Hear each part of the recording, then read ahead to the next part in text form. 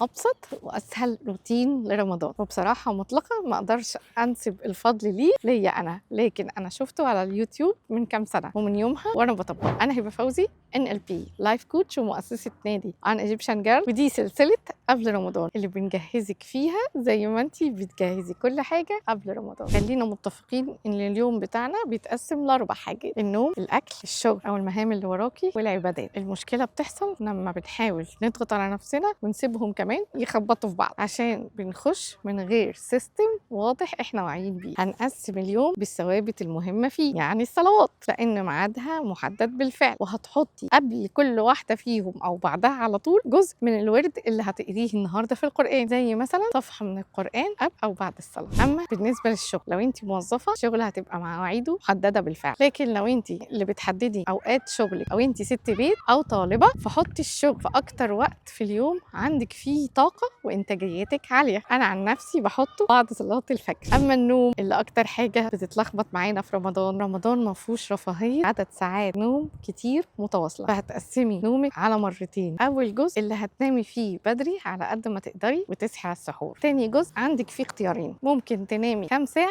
من بعد الفجر، او الاوبشن التاني زي حالاتي لو انت بتبداي شغل بعد الفجر انك تنامي ما بين العصر والمغرب. اما بخصوص الاكل طبعا فاحنا كلنا محددين فيه بالفطار والسحور. وافتكري دايما رمضان مش عشان الاكل، بالعكس هو احد اهدافه ان انت تاكلي خفيف عشان تفضل طاقتك عاليه وفاضيه اكتر لعبادات. رمضان كده كده بيفرض روتين، فيا اما يكون روتين انت هتعمليه بوعي، او روتين هتملي بالعزومات ومسلسلات رمضان. فلو عايزه رمضان يخدمك ويخدم اهدافك فلازم تسبقي بخطوه وتحطي انت روتينك، وما تنسيش تتابعي، عشان هنا بنبني الشخصيه والنسخه اللي قادره تخلق الحياه اللي طول عمرك بتتمنيها، مش اللي بتتفرض عليكي. وبس خلاص.